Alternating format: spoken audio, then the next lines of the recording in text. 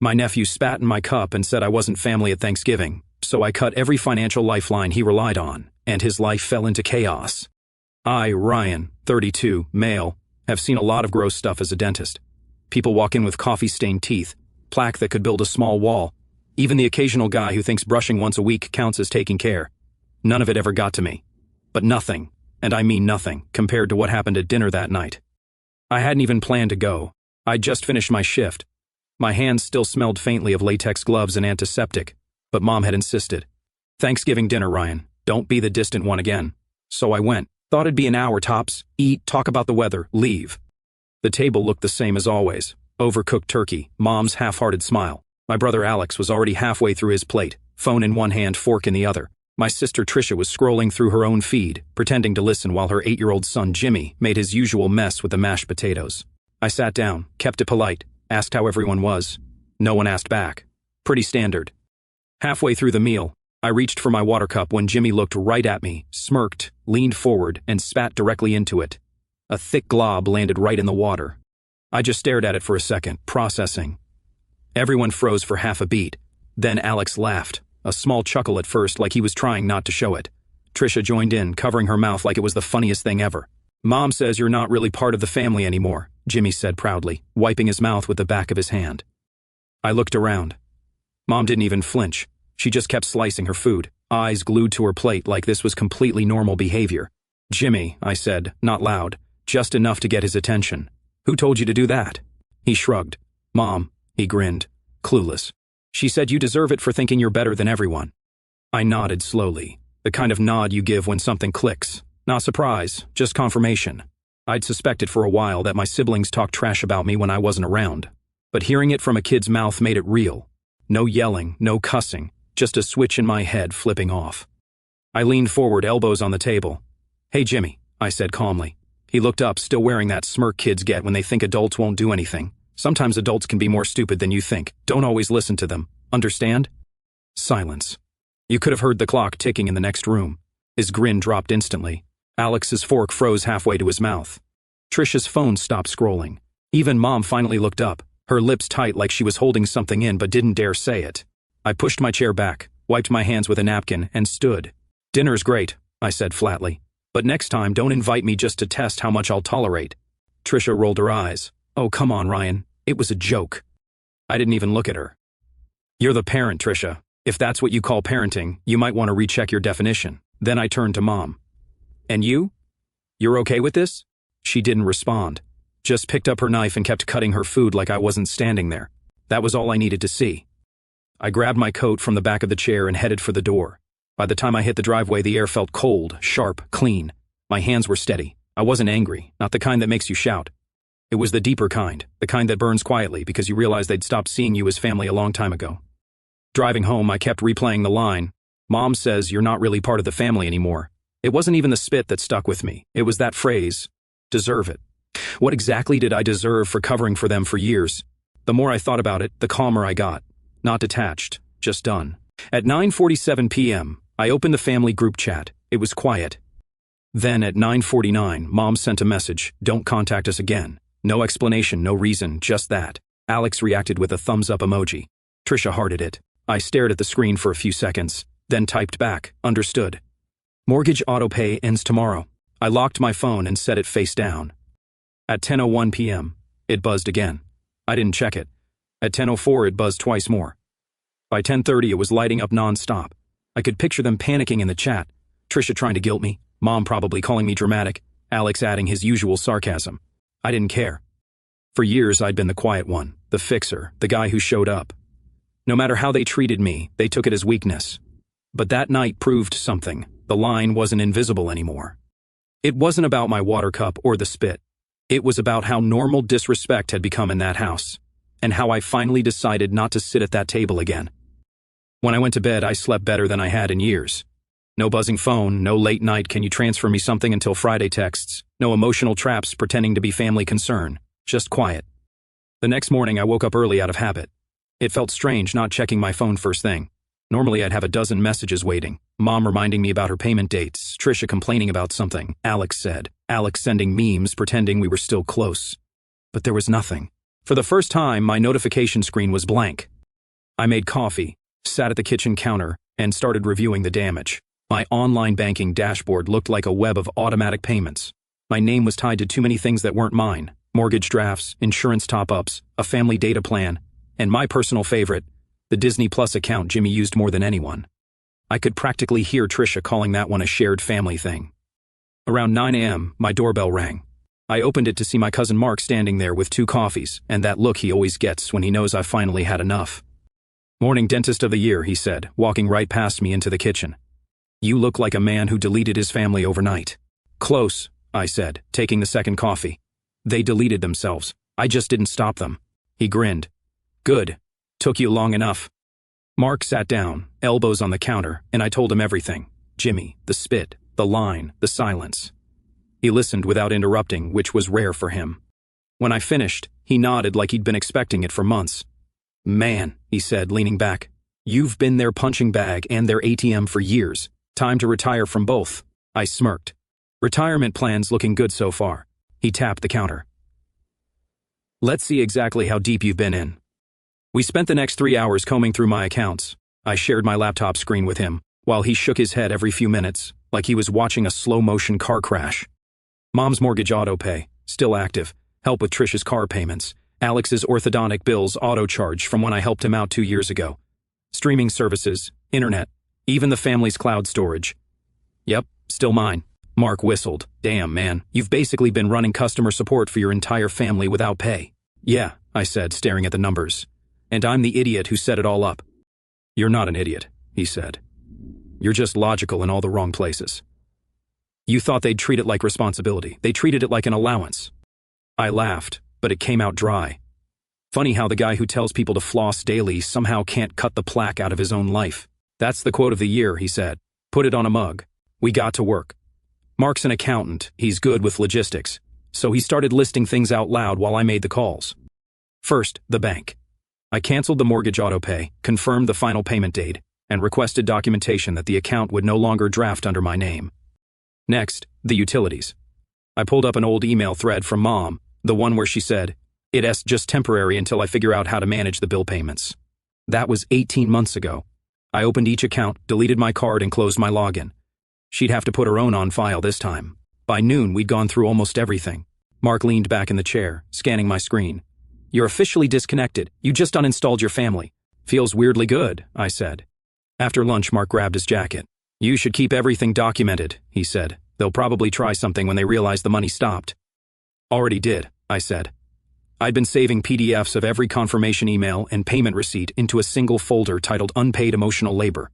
He laughed on his way out. "You're a savage." When the door closed behind him, I walked around my place trying to remember the last time I'd felt ownership over my own space. Every corner used to remind me of them somehow. A spare jacket of Trisha's left after visiting, Alex's toolbox I fixed for him and never got back, a stack of old mail from Mom I never threw out. One by one, I packed those things into a bag, dropped the jacket at Goodwill, put the toolbox in the storage closet, tossed the mail into recycling. Each small move felt like scrubbing away buildup that had been stuck for years. For the first time in a long time, the silence in my apartment didn't sound like loneliness. It sounded like control, like quiet that belonged to me. And for a guy who spent his life fixing everyone else's broken teeth, it finally felt like I'd fixed something that mattered more, my backbone. A week later, I was halfway through a root canal when the guy in the chair decided to give me life advice. "You charge this much for a tooth?" he mumbled through the suction tube. "Man, I should have gone to my cousin. He's cheaper." I didn't even flinch. I'd heard worse. "You should have," I said flatly, swapping tools. "But he'd probably have to redo this in a year. I prefer my work to last." He didn't say another word after that, just stared at the ceiling like it had insulted him personally. By the time he left, he muttered something about dentists being overpaid mechanics. I smiled politely and closed the door behind him. That's the difference between me and my family. People like that used to get under my skin. Now they were just background noise. I cleaned up my tools, washed my hands, and checked the schedule. 5 patients down, 3 to go. At first, the peace threw me off. I'd been living in constant reaction mode for years. The quiet made me restless, like I was forgetting something. But after a few days, I started to get used to it. I woke up early, went for runs before sunrise, and cooked real meals instead of takeout. I even fixed the squeaky door hinge that had annoyed me for months. By the 3rd week, I'd started enjoying it. Work was smoother. I stopped checking my phone every few hours. I didn't get random guilt calls from Mom or surprise money requests from Trisha. It was almost suspicious how peaceful it was. Then one Thursday afternoon during my lunch break, my phone buzzed. The name on the screen made me laugh, Trisha. The preview just said, "You're disgusting." I ignored it, finished my sandwich, went back to work. An hour later, another message came in. "You think cutting Mom off makes you strong?" Jimmy cried all night because we had to cancel his field trip. "Hope you're proud." I stared at it for a second, leaned back in my chair, and exhaled. Field trip? That's what she went with. I put the phone face down and went to see my next patient. By the time I drove home that night, 6 more texts had piled up. "You're selfish. You don't know what family means. Jimmy's crushed because of you." Not one message said anything real, just blame wrapped in cheap guilt. I didn't respond. I made dinner, watched a show, brushed my teeth, and went to bed. No reaction. The next morning, Mark texted me out of nowhere. "You're famous. Check this." He sent a link to a GoFundMe page titled "Help Jimmy Get Through a Tough Year." At the top was a photo of Jimmy wearing Mickey Mouse ears, smiling like this was some kind of campaign ad. The description said, "Due to sudden family hardships, medical bills, and abandonment by certain relatives, we're struggling to give Jimmy the happiness he deserves. Any help is appreciated." I scrolled down. One donation, $10 from Mom. I could practically hear Mark laughing through the text. They really can't survive without a villain. I put my phone down and stared out the window for a while. I wasn't even mad. That's what surprised me. I just didn't feel anything.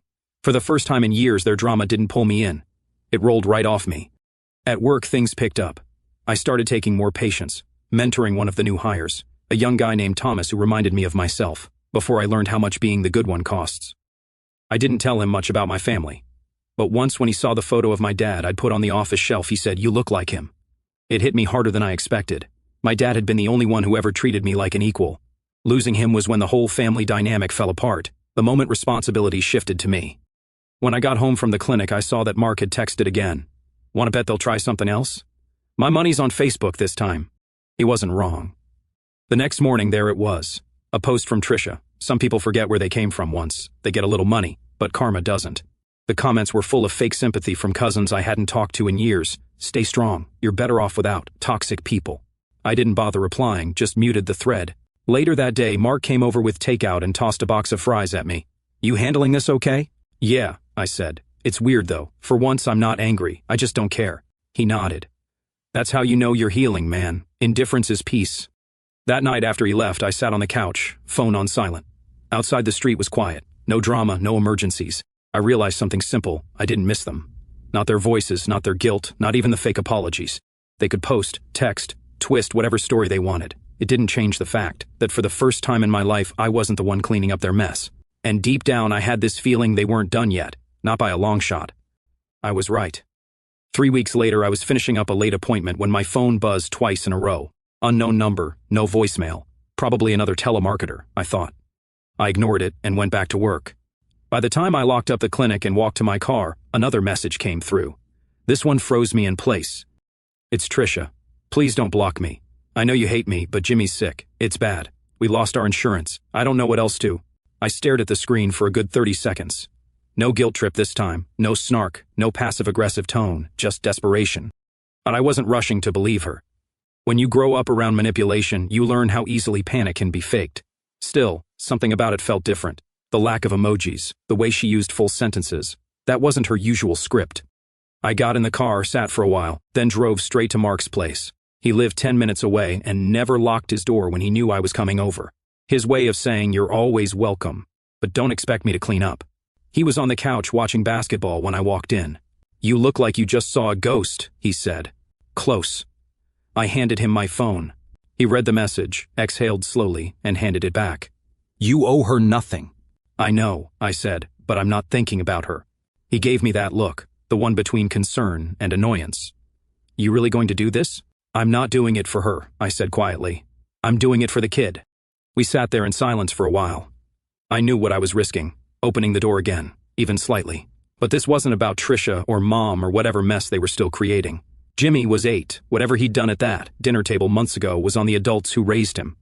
When I got home that night, I reread the message. Still no follow-up, no second attempt to twist the knife, just the same one-line plea. I didn't reply. Not yet.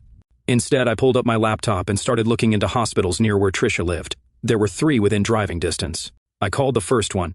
gave Jimmy's full name, and asked to be transferred to billing. The woman on the other end paused. "Are you family?" "Uncle," I said. "I just want to verify if a surgery payment is pending." She put me on hold for what felt like 10 years, then came back. "Yes, he's scheduled for next week. Partial payment required by Friday to keep the spot." That was all the confirmation I needed. It was real. It wasn't some fake emergency. I didn't ask for details, just the patient account number they give for outside contributions. "Okay," I said. "How do I make a contribution directly to the hospital's account?" She walked me through the steps. I wired 60% of the total. Not a penny more, not a penny less. No cash, no middleman, no Trisha. I wanted it clean. When it was done, I asked for a receipt with my name on it and nothing else. She said it would be emailed within the hour. By the time I closed my laptop, it was past midnight. My apartment was quiet again, peaceful even. I'd done what I felt was right, not what they wanted. The next morning my phone rang. Unknown number again. I almost didn't answer, but something told me to. "Hello." There was a pause, then my mother's voice, softer than I'd heard in years. "I heard what you did for Jimmy," she said. "You remind me of your dad. You didn't deserve how we treated you. I was wrong. We were wrong." That was it. No excuses, no stories, no defensive tone. She hung up before I could say anything. I sat there holding the phone for a while. The words didn't feel rehearsed. If anything, they sounded like she'd been trying to say them for years and finally ran out of pride. The next day when I got home from the clinic, there was a small brown box waiting outside my door. No return address, my name written neatly in black ink. I brought it inside and set it on the kitchen counter. For a minute, I just looked at it, half expecting it to be some emotional stunt. Then I opened it. Inside was a single folded photo. Me as a kid sitting on my dad's shoulders at the beach. Both of us grinning like idiots, sand stuck to our faces. It was the kind of photo you forget exists until it finds you again. Underneath it was a smaller item wrapped in a handkerchief. I unwrapped it slowly and found my dad's old Rolex, the one he wore to every clinic opening, every family event, every milestone. I hadn't seen it since his funeral. There was a note taped to the inside of the box. The handwriting was Mom's, shaky, uneven. "There's a lot of your dad in you. I can admit now. We didn't treat you the way you deserved. No love, no signature, just that." I held the watch in my hand, feeling the weight of it. It wasn't just metal and glass, it was a memory. For the first time in a long time, something about that family connection didn't feel heavy. The next morning, Mark dropped by for coffee before work. I showed him the box. He studied it for a minute, then said, "You think it's real this time?" I shrugged. "Doesn't matter. I didn't do it for them. I did it because the kid needed it." He nodded slowly. "You're a better man than me." "Not better," I said. "Just done holding grudges. They don't fix anything." He smiled. "That's the most dentist thing you've ever said." When he left, I looked down at the Rolex again. It still worked. After all these years, it was ticking perfectly. Steady, reliable, precise. Exactly how I wanted to live from now on. And for the first time in years, I didn't feel like the family's safety net. I felt like the man my father raised me to be. Calm, capable, and finally untangled. 3 quiet weeks went by. Work was steady. My sleep was normal. And for once, I didn't wake up to a wall of family drama on my phone. I thought that chapter was over. Then on a Sunday morning, my phone buzzed with a message I didn't expect. "Dinner, just us. Please come." It was from Mom. No emojis, no guilt trip paragraphs, just that. I read it twice. I didn't reply right away. I sat there thinking about the last time I'd seen her. The same woman who told me not to contact her again. A few hours later, I texted back one word, "Okay." But before I left that night, I promised myself something. If she tried to turn this into another conversation about money, guilt, or family loyalty, I'd walk out immediately. No arguing, no explaining, just leave. When I pulled into the driveway, the house looked smaller than I remembered. Paint was peeling on the porch rail. The light by the front door flickered like it was struggling to stay on. Inside, the first thing that hit me was the smell. Burnt food, heavy, sharp, unmistakable. I followed it to the kitchen and found her there, waving smoke away with a towel. The pan on the stove was black, smoke curling from what used to be dinner. Her right hand was red and raw. "I guess I forgot how long meatloaf takes," she muttered, trying to laugh it off. I turned off the stove, grabbed a clean towel, and ran it under cold water. "You burned yourself." "It's fine," she said automatically. I ignored that. "Give me your hand." She hesitated, then held it out. She looked uncomfortable, like she didn't know what to do with the silence. "You don't have to play doctor," she said. "Old habits," I replied. She smiled a little, tired and embarrassed. "I wanted to cook something nice. I ruined it." "Sandwiches work," I said, checking the pan. "At least you didn't burn the bread." That got a real laugh. It was short, awkward, but real. We ended up eating cold sandwiches and water at the kitchen table. No background TV, no noise. Just the sound of the clock ticking and the occasional creak from the old floorboards. For a while, she didn't say anything. She just sat there looking smaller than I remembered. Then she finally spoke. "I used to tell myself you didn't mind helping," she said quietly. "That you liked being the responsible one. I convinced myself it wasn't a burden. I didn't interrupt. I just kept eating. I know now that I took advantage of that," she continued. "You were always the one I called when things went wrong. You paid bills that weren't yours, fixed problems you didn't cause, and I never said thank you." She looked down at her wrapped hand, flexing her fingers. "I was proud that you could handle everything. I never stopped to think that maybe I shouldn't have made you." I leaned back in the chair. "You liked having someone who didn't fight back." Her eyes lifted and she nodded slowly. "Yes, because it made my life easier and because I knew you'd still show up." I didn't say anything for a long time. There wasn't anything to say. She already knew. Finally, I asked, "Why now?" She took a deep breath. "Because it's quiet here now. Trisha barely visits. Alex calls when he needs something, not to talk. The noise stopped and all that's left is the silence I created." She paused. "And because when I heard what you did for Jimmy, I realized how wrong I'd been about you. You didn't do it to get something back. You did it because you're decent. I used to call that weakness. It's not." Her voice cracked slightly at the end, but she didn't cry. She just looked tired, the kind of tired that comes from years of pretending. "You're right," I said evenly. "You could have said this a long time ago." "I wasn't ready to mean it before," she admitted. "Now I do." We sat in silence again. It wasn't uncomfortable this time, just quiet. Her eyes drifted to my wrist. "That your dad's watch?" "Yeah. He'd be proud of you," she said. I wasn't for a long time. I was wrong. That was it. No long speech, no tears, just honesty. When we finished eating, she started to clear the plates, but I stood first. "I'll get them." She didn't argue. She just nodded and sat back down. "You deserve better than what you got from us." That landed harder than I expected, not because it was emotional, but because it was plain truth. When I got up to leave, she stood too. "You can come by again, not for help, just for dinner." "We'll see," I said. She smiled faintly. "Fair enough." At the door, she said one last thing. "You know, you handle everything like your father did, quietly. But I hope you know it's okay to stop carrying everyone." I opened the door, looked back once and said, "I already did." Then I left. No drama, no guilt hanging over me, just clean air and silence on the drive home. For the first time in my life, my mother admitted I wasn't just the dependable one. I was the one she'd taken for granted, and for me, that was more closure than any apology could ever give. 3 days later, a package showed up at my door. No return address, just my name in messy pencil handwriting. I didn't even have to open it to know who it was from, Jimmy. Inside was a folded sheet of paper with a shaky drawing of me and him sitting on a bench. Under it, written in thick crayon letters, "Thank you for helping me get better." I stared at it for a while, not out of emotion, just processing. The kid was alive. He understood what I did, and he said thank you, something I hadn't heard from that side of the family in years. I set the drawing on my desk and went back to work. 2 evenings later, I was cleaning up the kitchen when someone knocked, firm, not panicked. When I opened the door, I froze for half a second. Trisha. No makeup, hair tied back, hoodie and jeans, no designer boots, no fake confidence. She looked smaller, like life had finally caught up to her. In her hand was a folded envelope. "I won't take long," she said quietly. "I just need to say something." I stepped aside and she walked in slowly, glancing around the apartment like she couldn't believe she was actually there. "You keep it clean," she said, mostly to fill the silence. "I like peace," I replied. "Sit if you want." She didn't.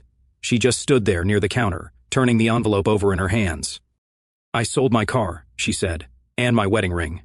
I thought I'd feel miserable about it, but honestly it felt right. I owed you more than an apology."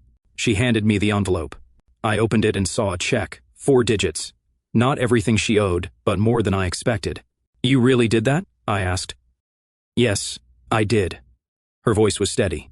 "You paid for Jimmy's surgery when you didn't owe us anything. You covered things for years. You warned me to grow up and I didn't listen.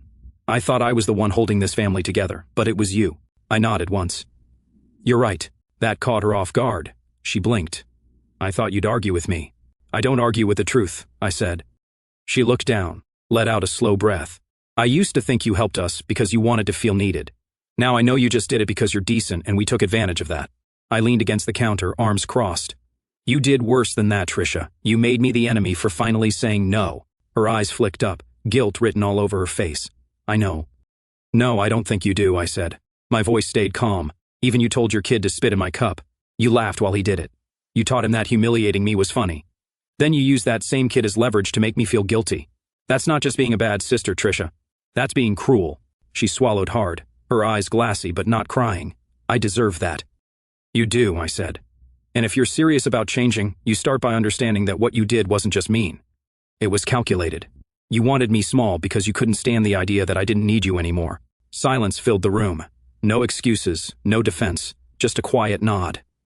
You're right, she said finally. And I'm sorry. Not for the money, not for appearances. I'm sorry for how I made you feel like less when you were the one holding everything together. I didn't say anything. I just folded the check back into the envelope and set it on the counter. She reached into her pocket and pulled out a small photo. It was Jimmy in a hospital gown, smiling, holding a plastic sword. He's been talking about you nonstop. Says you're the reason he gets to go back to school next week. I nodded. He's a good kid, just raised in a bad environment. She let out a breath. I'm trying to fix that. Then keep fixing it, I said, walking her to the door. But don't expect me to forget everything overnight. Forgiveness doesn't mean access. She paused at the door and looked up. I get it. I just wanted you to know I'm trying. I opened the door for her. That's all you can do. As she stepped out, she turned back once. You were always right, about everything. I gave a small shrug. Then prove it. She nodded and walked off down the hallway. I watched her leave, then closed the door quietly. About an hour later, Mark showed up with 2 coffees and his usual lack of manners. Heard from the circus again? I pointed at the envelope on the counter. She paid me back. He whistled. Didn't think she had it in her. She sold her car and her ring, I said. Mark blinked. Damn, that's something. Yeah, I said. It's the first real thing she's done in years. That night I sat on the couch, checked my email again, and saw a new message from Jimmy. Hi, Uncle Ryan. I feel better now. Mom says I can visit someday. I hope you're not mad at us anymore. I read it twice, then typed a simple reply. Glad you're better, kid. Keep doing what's right. Then I closed the laptop and leaned back. No noise, no guilt, no chaos. For the first time in my life, the balance finally shifted, and it was in my favor. Months later, everything looked different. The clinic was running smoother than ever, and I'd finally stopped waiting for the next round of chaos. By then, Mom had sold the old place and downsized to something smaller. One Saturday morning, my phone buzzed while I was making coffee. It was a message from Mom. Bought the house 10 minutes from you. It's small, but it's mine. She didn't ask for help. She didn't even ask me to visit. That alone said more than any apology could.